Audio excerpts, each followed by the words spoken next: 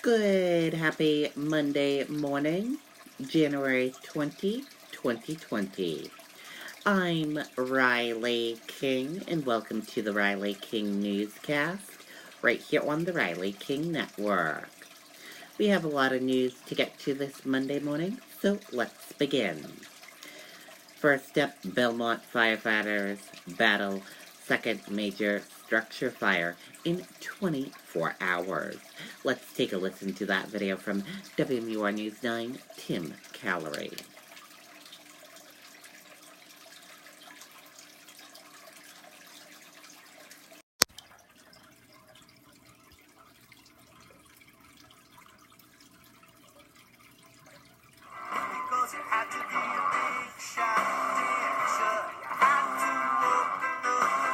We begin at 11 with breaking news tonight. 24 hours after firefighters in Belmont battled this multi-alarm fire, they're now at the scene of another major structure fire.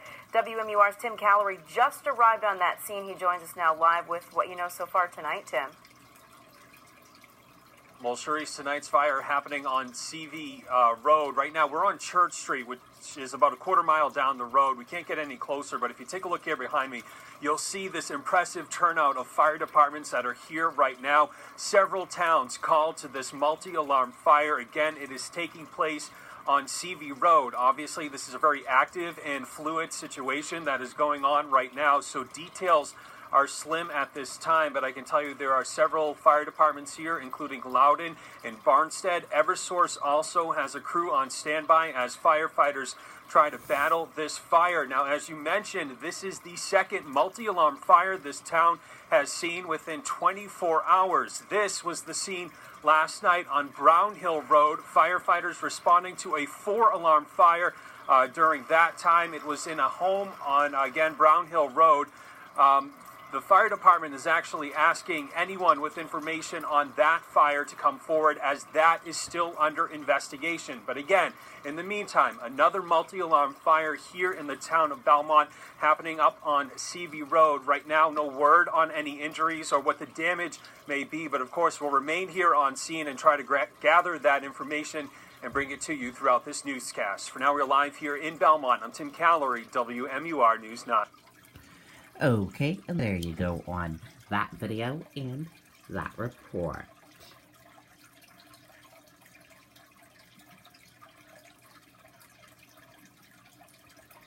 Interfaith ceremony in Portsmouth honors Dr. Martin Luther King Jr.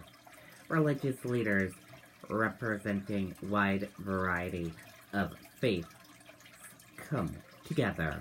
Let's take a listen to that video from WMUR News 9.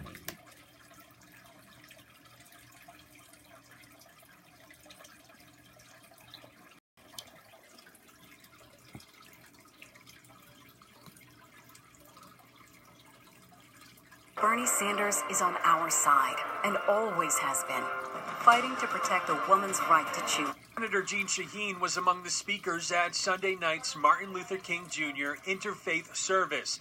She was governor of New Hampshire when state legislators voted to recognize Martin Luther King Jr. Day as a holiday starting in 2000. It was a long time coming, and I think today is a memory of everything that legislation stands for, opening doors of opportunity. Through song and prayer, people of all religions gathered in tribute of Dr. King. Really, his dream was rooted in this belief not just in the God of Christianity, but a God for all people. King had an extraordinary power of speaking in ways that made everyone feel included. I felt very much filled with awe. Being in his presence, truly a modern-day prophet. Rabbi Ira Corino met Dr. King when he was a sophomore in high school.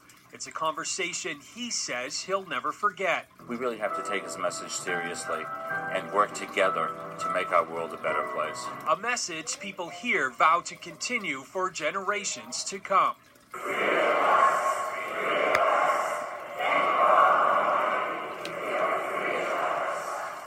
and tomorrow is considered a day of service in honor of Dr. King. There are several other events that are expected to be held around the state, including in Manchester, Hollis, and more are planned here in Portsmouth. Reporting in Portsmouth, I'm Tim Callery, WMUR News 9.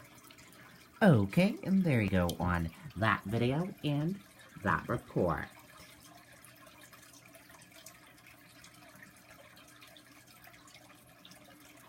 Professional Bull Riding League visits Manchester. Professional Bull Riding Manchester interval held Saturday and Sunday at SNHU Arena. Let's take a listen to that video from WMUR News 9.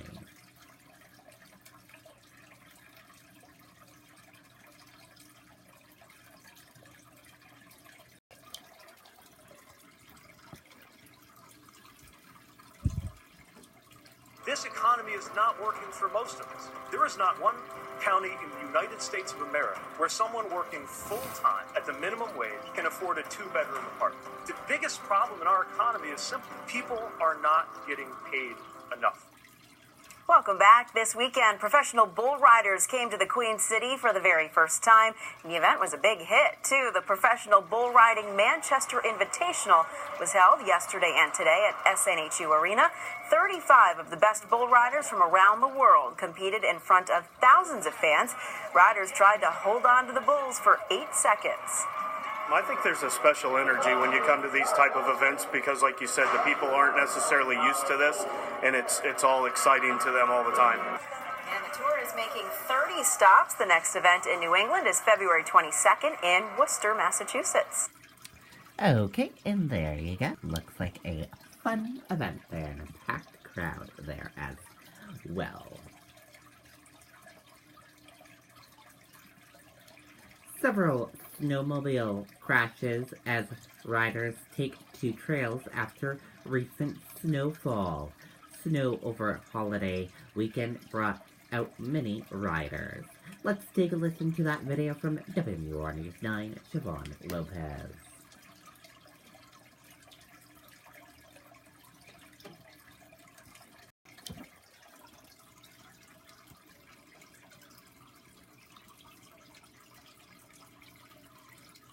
We switched. I switched to Chevy.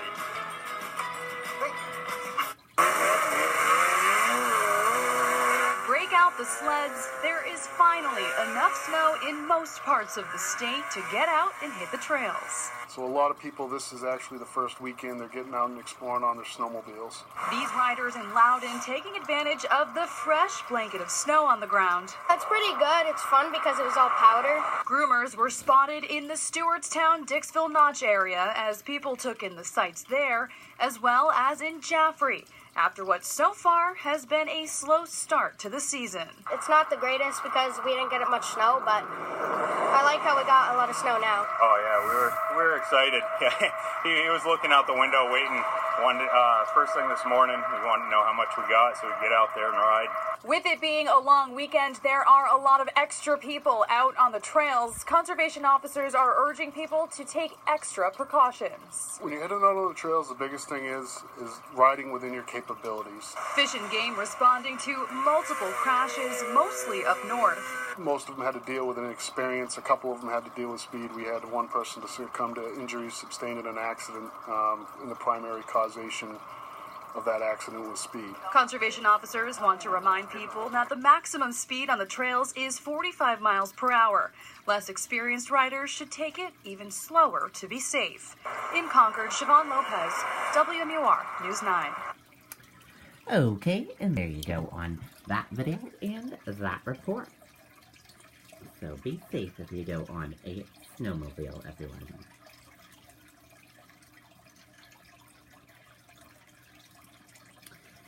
Ski areas taking advantage of fresh snowfall. Holiday weekend combined with fresh snow created busy at the mountains. Let's take a listen to that video from WMUR News 9.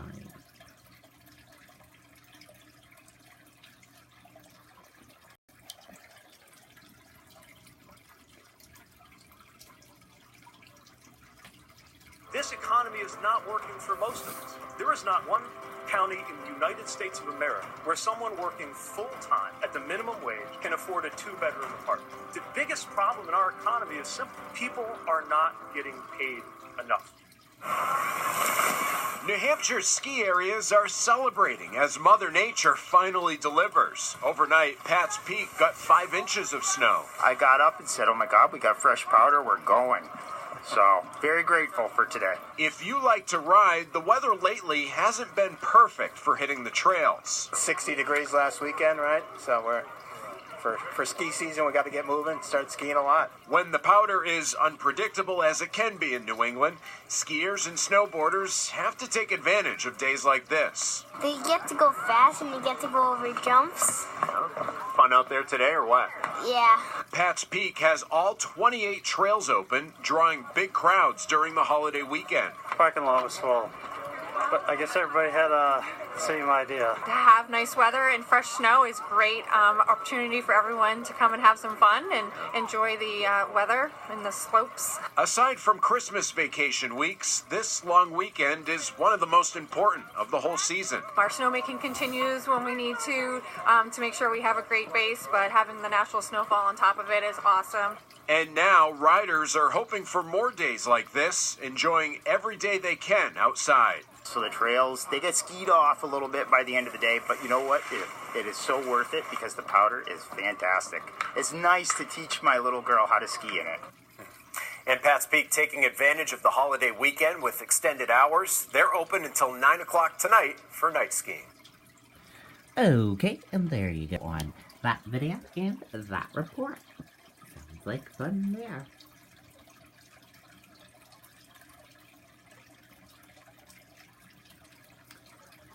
U.S. markets are closed today for Martin Luther King Jr. Day. 2 officers reported killed in active shooting in Hawaii. Let's take a listen to that video from ABC News.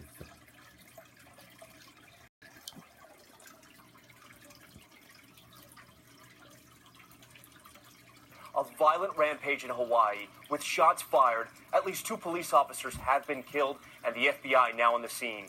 The alarming images as ambulances rush to the area, speeding by a public park, black smoke seen in the distance. A suspect reportedly stabbing one person, then setting a home on fire. Several other homes engulfed in flames there. Police taking up defensive positions near the scene, weapons drawn. The tense situation underway for hours. ABC's Marcy Gonzalez with the images and the new details just coming in. Tonight, those raging flames in this Honolulu neighborhood, just a glimpse of the chaos unfolding there that left 2 officers dead. Local media reporting it started when the suspect was served an eviction notice and stabbed his female landlord. First responders rushing to the scene met by gunfire. The suspect, according to our affiliate KITV, shooting at least 3 officers. They were doing CPR on the police officer, and then there was a loud bang, sounded like a shotgun. Then there was 5 or 6 gunshots, sounded like pistol shots. And then they brought out another officer on a stretcher. The suspect, now believed to be dead inside the landlord's house after setting it on fire. Those flames quickly spreading out of control to other homes, with firefighters forced to stay back because of the ongoing danger. Tonight, the landlord and at least 1 officer are hospitalized, and the FBI is now on the scene there in Hawaii. Tom? Marcy Gonzalez with that breaking news out of Hawaii tonight. Marcy, thank you. Okay, and there you go on that video and that report. And that does it for this morning edition of the Riley King Newscast, straight here on the Riley King Network. I hope you all enjoyed watching. Have a great rest of your Monday, and I'll see you back here later on today for another newscast. And I'll have an easy part coming up in a little bit. Goodbye, everyone.